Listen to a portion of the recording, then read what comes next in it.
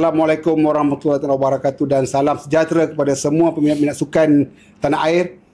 Episod kali ini adalah satu episod yang sangat penting yang untuk kita bincangkan, iaitu Sukan C.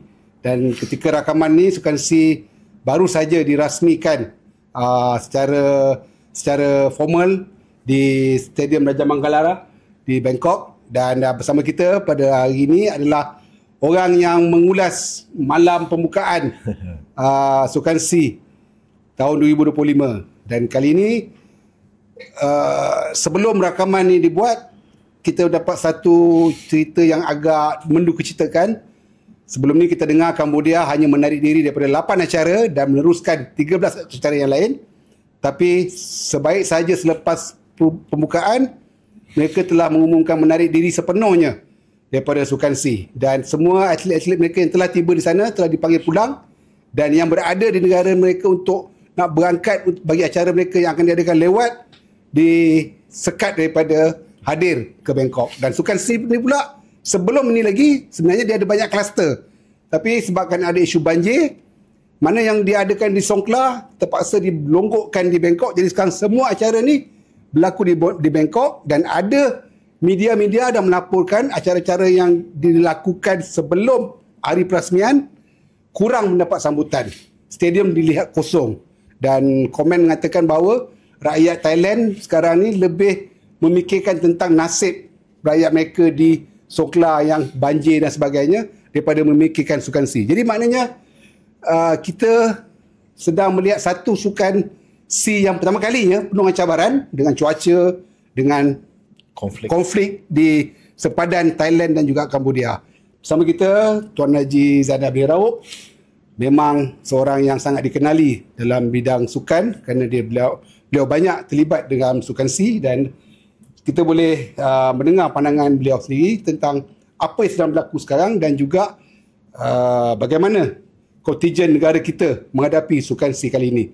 Jadi Haji, saya nak tanya, saya tengok agak sejuk sikitlah persiapan kontingen kita, tetapi di sebalik kesejukan tu, kalau ikut apa yang saya dah buat research, ini kontingen yang terbesar yang kita pernah wujudkan berbanding dengan kontingen yang kita ada pada Sukan C di Kuala Lumpur dulu 2017. Terbesar sebabnya penganjur menyediakan jumlah acara yang besar. Okey. Dan kita pula nak pergi masuk semua dalam semua acara. Walaupun kita bukan tuan rumah, walaupun mungkin persiapan yang kita ada, barisan atlet-atlet yang kita ada buat masa ini untuk bertanding Sukan C itu masih lagi belum sampai kepada tahap untuk mereka betul-betul mencabar. Bergantunglah kepada acara-acara yang mereka sertai, selain daripada acara-acara utama, acara-acara pilihan dan juga acara-acara yang disediakan secara tradisionalnya oleh pihak penganjur. Okay, straight to the point. Tak nak berbasa-basi lagi. Badminton, perlukah dua pair yang dah layak ke BWF final, World Tour final tu bermain di Sukan C ataupun diberi peluang kepada pemain muda? Ini mungkin bergantung kepada suasana sekarang ini, tekanan yang dirasai pada pandangan saya oleh BAM sendiri yang melihatkan bahawa pencapaian daripada pemain-pemain badminton kita ni dalam kejohanan-kejohanan individu berbeza dengan kejohanan secara berpasukan. Tahun 2025, Kejohanan Asia, BAC, Badminton Asia Championship dan juga Sukan C adalah team event yang berlangsung. Sukan C penting pada mereka sebab nak kembalikan semula status sebagai antara gergasi dalam sukan ini di rantau Asia Tenggara tau, bukan Asia. Dan kemudiannya saya melihat pula keadaan seperti ini, saya jawab tidak wajar untuk menghantar Aaron Chia Sowick, Manti untuk bertanding dalam Sukan C. Sebab pada saya mereka ni dah level yang lain. Sukan C ini kalau mereka nak masuk juga mungkin untuk membantu pasukan negara lah. Tapi cabarannya cukup berbeza dan juga besar. Dan mereka ada BWF World Tour Final yang lebih penting pada saya untuk karier mereka. Berbanding dengan acara Sukan C ini yang menawarkan pingat emas sahaja. Apa-apa pun, BAM dah buat keputusan. pemain-pemain profesional di luar BAM tidak dibawa untuk menyertai acara ini. Tapi sewajarnya untuk dua pemain dalam acara single, Justin Ho dan juga Leong Jun Hao ini, menggunakan Sukan C ini sebagai platform untuk mereka bangkit dan juga untuk menempatkan mereka sebagai antara pemain badminton terbaik dalam ranking dunia. Sepatutnya, pada pandangan saya jugalah, sepatutnya dalam acara double tu, especially untuk pasukan, kita hantar Fedin dan juga Kaiwun dan Azrin Ayub pun dah, ataupun Haikal dah cukup.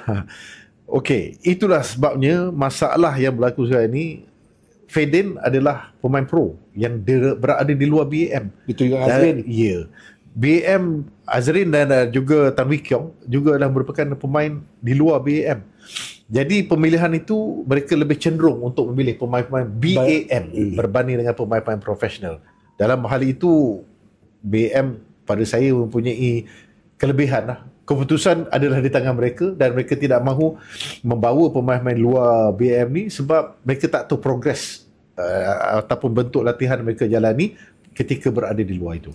Maknanya bila Haji berpandangan begitu, dia relate jugalah dengan Perli dan Tina, Tanji dan juga Iwe. Mereka tak perlu ada di sini sebab ni semua ni, lima-lima ni akan ke lagi beberapa minggu. Habis SEA Games terus pergi. Dan untuk acara badminton ni akan habis dalam beberapa bulan. Maknanya berapa hari lepas SEA Games ni dalam tempoh anda dah semua ke final. Dalam tempoh pejam selit 5 hari je. Lepas final SEA Games untuk diorang pergi ke Hangzhou. Ya, dan kalau mereka layak sampai ke peringkat akhir untuk acara individu, takkah itu akan membebankan mereka? Cuba kita fikir. Tapi BAM berpandangan pula bahawa ini SEA Games ni latihan, warming up session untuk mereka ke BWF tu. Okey, kalau dia katakan ini warming up session, kita ke satu soalan yang lebih sensitif lagi. Kenapa BAM tak boleh bagi tahu dengan KBS tetapkan berapa emas yang kita nak instead of jumlah 200 tu? KBS sendiri pun tak tampil dengan memberikan specific answer ataupun specific target dari Sukan C ini.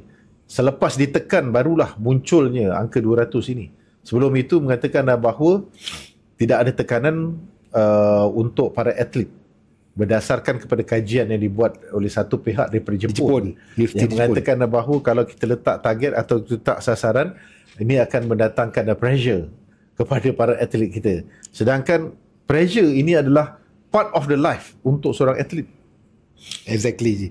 Dan itulah teguran yang saya terima waktu saya meletak posting di Facebook menegur KBS dan menterinya, takut untuk nak letakkan sasaran, terlalu mengikut sangat nasihat daripada satu universiti sukan di Jepun yang jadi, saya tak tahu sejak bila itu menjadi penasihat, sehingga kan tidak berani nak meletakkan sejumlah ini wang yang negara dah belanjakan untuk atlet dan perlu ada pulangan. Tak ada pulangan yang diletakkan.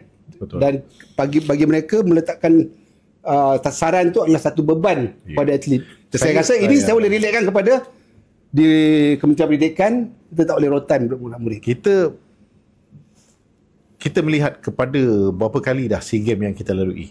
Setiap SEA Games selalunya akan ada muncul sasaran emas yang perlu kita buat. Saya masih ingat lagi tahun 2017 di mana kita menjadi host. Sasaran kita berapa? 111, tapi kita melebihi 300 sebab kita jadi tuan rumah. Sepatutnya sasaran itu diletakkan lebih awal lagi supaya para atlet dah bersedia lebih awal dan juga membuat persiapan mental mereka untuk mendapatkan kejayaan dalam hal ini. Okey Ji, Indonesia, Thailand, Vietnam, even Vietnam pun, Filipin pun ada letak sasaran. Ya, betul. Jadi kita ni tak berani nak meletakkan sasaran. Adakah kerana kita tak berani dikritik? Bagaimana saya tengok KBS sekarang ni tak nak dikritik. KBS bukanlah tak nak dikritik, tetapi KBS cuba untuk play safe dalam hal ini. Perlukah mereka cakap macam tu?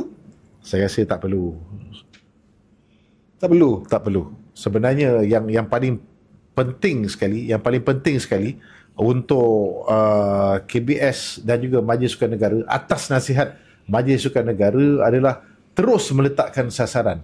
Dan yang mana olahraga perlu sekian pingat, badminton perlu sekian pingat, akuatik perlu sekian pingat, gimnastik perlu sekian pingat. Kita kena ingat ini adalah antara acara-acara yang menjadi lubuk emas kepada beberapa negara. Contoh Singapura, mereka berani untuk meletakkan bahawa mereka akan dapat 20-30 pingat emas daripada sukan renang. Bayangkan. Vietnam secara keseluruhannya mereka juga pergi kepada sukan-sukan individu. Tapi kita masih lagi dengan cuba untuk meletakkan sasaran kita adalah daripada sukan-sukan berpasukan.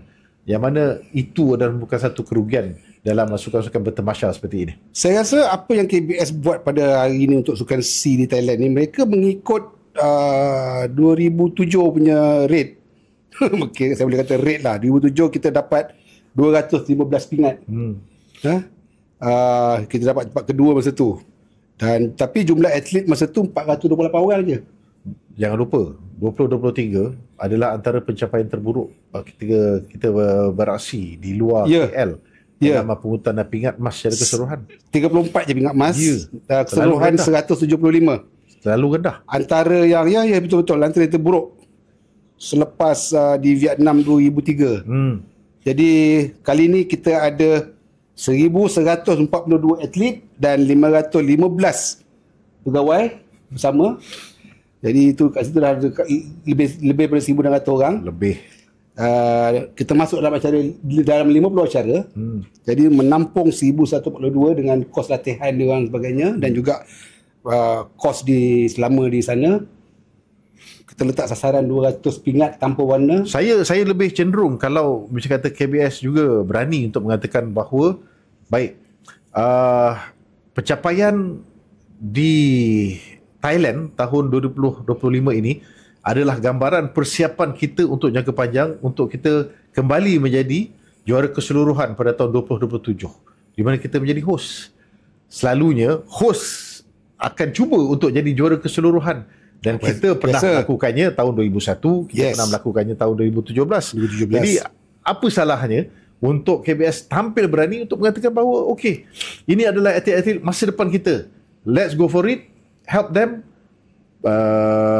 develop them dan juga bagi pendedahan sewajarnya kepada mereka. Sebab jangan lupa tahun depan kita cuma ada Commonwealth Games.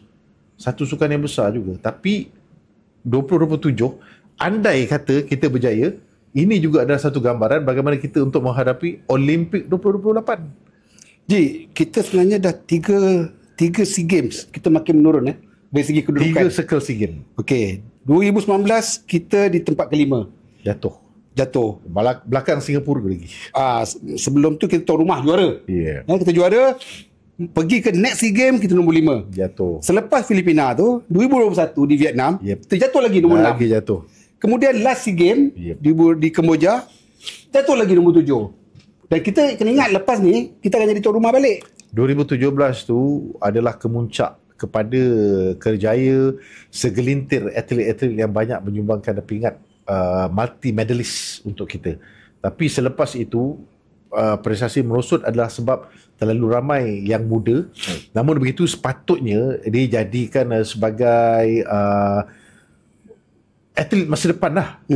Sebab di Filipina tu dan juga di Vietnam tu sepatutnya kita ada melihat ada kebangkitan daripada atlet-atlet muda yang mampu untuk menyumbangkan pingat. Tapi sayangnya ia tak berlaku dan paling mengecewakan sekali sudah pasti adalah ketika di Cambodia lah tahun 2023 tu. Indonesia 1,021 atlet sasarkan 80 emas. So kalau kita jangan pandang tuan rumah lah. Kita jangan compete dengan tuan rumah. Kalau haji lah dibagikan tanggungjawab. Daripada congak-congak lah, congak bodoh ni. Berapa? Pada saya begini, kita kena lihat kepada landscape sukan kepada Indonesia dan juga Thailand serta Vietnam. Okay. Mereka sebenarnya dah pergi lebih jauh lagi. Mereka dah target Asian Games. Mereka dah target kepada kejohanan dunia. Mereka tidak lagi terlalu mengharapkan kepada jumlah penonton besar daripada Sukan C. kita ada advantage sebab kita bertanding di Sukan Commonwealth. Singapura juga ada peluang untuk beraksi dalam Sukan Commonwealth. Indonesia dengan Tetapi Indonesia, Thailand, Vietnam tak ada. Tak ada. Yes. Tak ada. Mereka daripada Sukan C, next level untuk mereka Asia. Sukan Asia. Tetapi mereka dah ready. Mereka dah bersedia untuk mencapai pungutan pingat yang lebih besar daripada Sukan Asia. Kalau kita struggle di Sukan C, macam mana pula di Sukan Asia yang akan datang untuk kita berjaya?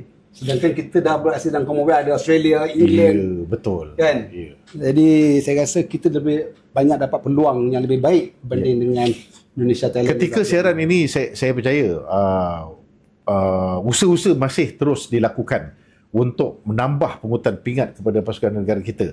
Tapi kita kena tengok juga kat mana yang sebenarnya yang boleh betul-betul menyumbangkan pungutan pingat emas yang besar kepada negara kita. Saya amat-amat bersyukur anda kata kita dapat 50 pingat emas, bukan secara keseluruhan 50 pingat emas tu pada saya adalah satu indikasi yang cukup baik bahawa 2027 kita akan lebih berjaya. 50 dengan 1,400 atlet yang tolaklah pegawai tu. 50 1,400 atlet, saya rasa tak baloi. Tak cukup baloi lagi. Kena ingat kita bertanding di luar. Bila? Dan kita waktu tu di Thailand kita dapat lebih daripada tu. Dan kena ingat juga kita sekarang ni sedang dalam proses untuk mendapatkan wajah-wajah baru ikon sukan kita. Tapi jadi dengan ini transisi inilah yang amat-amat penting sebab saya dah nampak dah keadaan seperti ini sebab kita struggle untuk mendapatkan atlet-atlet yang bagus, yang baru, yang boleh menaikkan nama negara kita. Sejak kita kehilangan hikmat Nurul Huda Abdullah, suasana di kolam renang kita agak suram. Sebab kita terlalu tumpu kepada terjun. Jadi sekarang terjun pun dah suram. Sebab kita dah tak ada pelapis. Jadi sekarang peminat sukan nak tengok apa dekat kolam renang. Kita terlalu tumpu sangat untuk mengharapkan mereka ini bertanding untuk tempoh jangka masa yang panjang. Pada masa yang sama, kita tak sempat dan juga tak dapat nak melahirkan yang bawah-bawah ni. Jom kita ke olahraga pula. Okey. Apa nasib olahraga ni? Haji zaman 70-an, 80-an, zaman Marina Chin, Istiak Mubarak, siapa lagi? Nordin Jadi, Rabuan Pit. Sekarang apa jadi je? Budaya berolahraga di negara kita ni dah hilang dah. Itu dia. Itu satu jawapan yang saya nak cakap. Mereka pergi berlatih untuk mendapatkan training time mereka, allowance yang dibayar untuk mereka, tetapi dari segi competition kita tak ada. Macam mana kita nak dapatkan pelari-pelari pecut yang lebih baik? Macam mana kita nak dapatkan atlet-atlet padang yang lebih sasa, yang lebih bagus? Sebab competition dah tak ada dan untuk bertanding di luar negara pun semakin berkurangan. Saya rasa macam ada benda kehilangan lah dekat track ni. Padang ni saya tinggal tepi dulu lah sebab orang sekarang ni kalau dalam olahraga ni dah tumpukan kepada track. Kalau kita zoom in track ni, sprinting 100 meter, 200 meter. Kenapa Azim tak ada? Saya pun tertanya-tanya, ramai juga tertanya-tanya. Mungkin dia nak fokuskan kepada pelajarannya dulu, kemudiannya untuk bertanding dalam tournament yang lebih besar, iaitu Sukan Asia dan juga Sukan Commonwealth, selain daripada cuba untuk layak secara merit ke Sukan Olimpik. Okey, tetapi pada saya lah, ini juga adalah peluang yang baik untuk kalau dia bertanding di Sukan C, mengukur kemampuan sebenarnya berlumba dengan pelari-pelari pecut dari Indonesia dan juga dari Thailand. Tapi kalau dia memilih untuk tidak menyertai dan juga tak ada tekanan pula daripada pihak-pihak berkuasa di Malaysia ni untuk beliau bertanding di Sukan C, kita nak buat macam mana? Cuma kita mengharapkan bahawa pilihan beliau adalah pilihan yang tepat dan dia kena perform dan dia kena produce result untuk tahun 2026. Kita pergi ke indoor stadium yang paling rakyat Malaysia tengah tunggu-tunggukan kerana benda ni masih panas lagi di pasaran. sepak takraw. Ya. Malaysia Thailand. Kita ada masalah di acara berpasukan. Juga dalam acara antara regu. Kita champion world. Di sini. Yalah, kita pergi sebagai status world champion. Okey, betul. Tapi kita itu dalam Parliament Raja-Raja Thai pun kita champion kan. Acara regu. Acara Quadrant. Yes. Okey. So sekarang ni rakyat semua nak tengok sampai bila kita ni di belakang Thailand acara pasukan. Kita kena lepasi satu stigma yang kita tak boleh kalahkan Thailand. Dan sekarang ni kita main kat Bangkok. Yep. Sebab Thailand dia punya kekuatan mental dan juga percaturan dari segi taktikal mengatasi pasukan negara kita. Kalau kita seimbang daripada segi kekuatan, tekong, apik kanan, insya-Allah kita boleh. Tapi sekarang ni dengan keadaan tim yang ada, semua berpengalaman. Cukup berpengalaman. Tak dapat dinafikan. Tetapi apakah ia seimbang dan kemudiannya apakah mental kita cukup kuat untuk kita kalahkan Thailand di Thailand. Okey, jom kita ke Stadium Raja Manggala. Apa yang disebut dia? Raja Manggala. Raja Manggala. Besok stadium ni 3 kali dah kena repair. Waktu recording ni dibuat, besok adalah final. Mungkin waktu hari yang tuan-tuan semua mengikuti siaran ni adalah hari final. Final pula. Hari perlawanan terakhir kumpulan Malaysia bertemu Perlawanan Vietnam. penting. Okey, saya letak macam ni. Kita dah kecewa bawah 23 kelayakan Piala Asia, bawah 17 kelayakan Piala Asia, bawah 19 kelayakan Piala Asia. Dan kemungkinan tim senior kita pun akan hilang 6 mata di kelayakan Piala Asia. Lepas tu kita kalah Piala Mandiri. Yang okey, kalau fokus zoom in pula bawah 23 ni, kita kalah kelayakan, kita out daripada kelayakan Piala Asia, kalah Piala Mandiri. Dan tim Nafuzi Zain ni ada lagi satu peluang ni. Dan ini bertemu dengan Vietnam ni adalah hidup mati. Ya. Apa pandangan? Target dia adalah seri. Seri, untuk yes. kita melayakan diri sebab kita ada jumlah jaringan yang besar. Tetapi macam sukan sepak takraw, setiap kali kita bertemu dengan pasukan Vietnam ni, dia punya heart dia adalah mental. Vietnam sentiasa ada kelebihan dari segi mental, disusuli dengan taktikal untuk mengalahkan pasukan Malaysia dalam acara bola sepak ni. Itu yang perlu diatasi. Dengan persiapan yang kurang sempurna tempoh hari, mengejutkan sebab menang 4-1 ke atas pasukan Laos walaupun kita dibolosi awal. Tetapi ini adalah perlawanan sebenar. Sebab dalam peringkat ASEAN memang kita dah KO dengan pasukan Vietnam ini. Cuma kita mengharapkan bahawa Hakimi Azim, salam takziah untuk beliau. Ya. Yang kehilangan bapanya. Dia tak balik Dia tak tahulah nak balik atau tak balik, terpulang pada dia. Okey. Dan kemudiannya untuk kita melihat Haziq Kutiaba, kalau dia dapat balik semula menguatkan pasukan barisan tengah pasukan negara, dan kehadiran Ubaidullah selaku kapten di barisan pertahanan dan antara salah seorang pemain yang main tim senior. Yes. The only one kan? The only one. Okey. Ferguson ni memang kalau dia dapat pergi, alhamdulillah, satu bonus, tapi saya tak rasa dia akan pergi. Apa masalah dia je? Sebab tim perlukan dia untuk persiapan ke final Piala FA. Inilah masalahnya sebab kita punya backup squad tak ada. Tak cukup kuat. Pertandingan-pertandingan peringkat belia pun seumpama hidup segan mati tak mau. Di negara kita ni. Kita nak lawan Vietnam perlawanan terakhir, perlawanan hidup mati. Dan perlawanan penutup lah. Ya. Perlawanan dengan Vietnam ni agak ada sesuatu di belakangnya tahun ni. Bila mereka kalah dengan kita 4-0 waktu tu saya di Hanoi. Ya. Saya tengok live tu di Hanoi.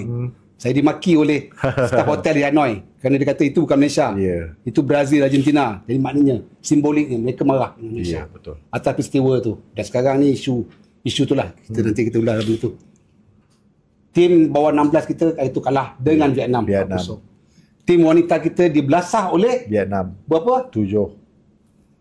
Hari ni mereka akan lawan dengan Vietnam. Jadi maknanya adik-adik ni semua tengah membalas dendam atas Kekalahan apa yang berlaku ke atas abang-abang dia. Ya. Saya hanya mengharapkan bahawa Chief Coach Nafuzi Zain terapkan taktikal yang betul. Players kena faham tugas dan juga misi mereka lawan dengan Vietnam ini. Dan kemudiannya, satu pesanan saya, jangan takut lawan dengan dia. Perlu kita main bertahan, memandangkan kita perlukan seri saja. Balik kepada soalan yang pertama, jawapan yang pertama tadi, taktikal kita kena betul. 90 minit cara nak bermain, Vietnam akan datang kepada kita. Dan macam mana kita nak attack dia orang balik dan macam mana kita nak bertahan. Nafuzi kena bijak. Haji Ulas ke masa game lawan Laos tu? Wallahualam. Masa Laos bukan saya. Itu anak kepada Ahmad Syarul Azhar. 4 minit pertama kita dah bolos dengan Laos. Apa masalah tu? Masalahnya adalah sebab kita memandang rendah pada pasukan Laos. Serangan pertama pasukan Laos dapat skor gol. First attack kan? First attack. Saya tengok masuk di minit ke-6. Tengok dah 1-0. Ya, betul. Sebab kita terlalu cenderung untuk dapatkan gol awal dan kita bolos di bawah, kesilapan daripada barisan pertahanan yang terlalu expose. Tapi Alhamdulillah, sebab masa masih panjang dan mereka dapat menyamakan kedudukan di first half. Kalau di second half, mungkin keadaan berubah. Okay, Ji. Last untuk badminton, emas atau perak? Kalau dengan barisan pemain yang sedia ada ini, sewajarnya emas untuk kita. 3-0, 3-1, 4-3-2. 3-2. Kita akan bergantung kepada pemain-pemain doubles kita. Hockey 5. Indonesia nampak mengancam ni. Sebab mereka menumpukan perhatian kepada hockey 5 berbanding dengan hoki yang sebenar. Dan kita sepatutnya tidak boleh kalah kepada pasukan Indonesia ataupun Thailand dalam hockey 5 ni, sebab kali ini bermain di padang yang sama. Pemain-pemain senior kita yang bermain di Piala Sultan Azlan Shah ataupun daripada kejohanan besar yang lain yang beraksi dalam hockey 5 ini tak boleh kalah dengan pasukan Indonesia. Jangan bikin malu, bang. Jangan bikin malu kepada Damaraj. Dia tengah tunggu. Dia tengah tunggu saja. Betul. Okey, bola. Boleh tak kita kalahkan Vietnam hari ini?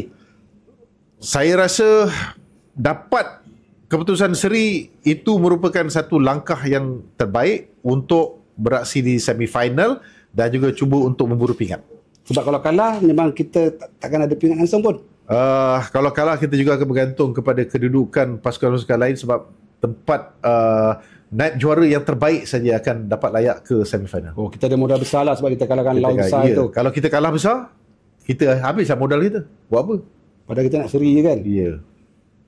Di track agak-agak berapa emas? Kalau dapat 5, syukur Alhamdulillah. Antaranya 4x1, 100 meter, 200 meter tak dapat lah. 4x1 pun kita agak sukar. Sebab kita nak tengok kepada siapa yang bertanding sebenarnya dalam acara olahraga ini. Maaf ya, saya tak ada jawapan yang tepat sebab saya nampak sukan olahraga ni semakin malam. Betul, saya setuju itu. Saya pun setuju itu. Okey, takraw. Sepak takraw, ayuh bawa balik at least satu daripada sukan sepak takraw ni. Lebih tertumpu kepada acara apa? Antara regu, bukan tim. Mahal kita ni dapat dengar perkataan ayuh tu. Itu kita selalu dengar kat TV. Ayuh Malaysia. Terutama bila kita tengah nak mengejarkan kemenangan dalam acara bola sepak. Jadi tuan-tuan, Alhamdulillah kita dapat bersama dengan seorang legenda dan juga senior dalam bidang pengacaraan sukan, dan dia dah mengulas semua acara sukan. Cakap je apa, daripada dia tak tahu dia jadi tahu. Dan hari ini, di episod kali ini, dia berbicara tentang prestasi pasukan negara di Bangkok dalam Sukan C, dan insya-Allah kita akan dapat dengar suara dia dalam acara. Apa next acara yang Haji akan? Saya tak pasti juga, tapi selalunya event yang sukar-sukar lah. Anda akan dengar suara saya. Dan bola tak ada? Bola selalunya untuk Sukan C ni memang saya disingkirkan lah. Takraw nanti? Takraw insya-Allah, mudah-mudahan. Okay. Kita tunggu acara takraw ke mungkin olahraga. Olahraga favourite saya. Memang favourite saya. Mungkin petang. Why not? Mungkin petang pasal dia tahu, kita tak tahu pasal petang. Mungkin dia akan ajar kita tentang petang. Sebagai atlet taekwondo, saya juga nak kalau boleh nak buat sukan taekwondo. Saya ni sukan-sukan yang subjektif ni saya agak boring sikit nak tengok, sebab kadang-kadang kita buat bagus, keputusan tak berpihak. Juri pula yang banyak bagi kelebihan pada tuan rumah. Ya, betul. So sukan subjektif ni sebenarnya banyak kelebihan pada tuan rumah. Ya, betul. Kalau kita jadi tuan rumah nanti, mungkin kita akan buat benda yang sama juga. Jadi saudara, terima kasih atas sudian mengikuti. Jangan lupa subscribe, share dan like ZR Sports On dan teruskan mengikuti podcast ZR Sports On. Terima kasih Terima kasih. Tuan Haji Zainal Abdul Rauf kerana bersama kami di studio pada hari ini. Alhamdulillah, terima kasih. Terima kasih kepada kru-kru semua yang telah membantu dalam menjayakan podcast ini dan Assalamualaikum warahmatullahi taala wabarakatuh. Salam sejahtera.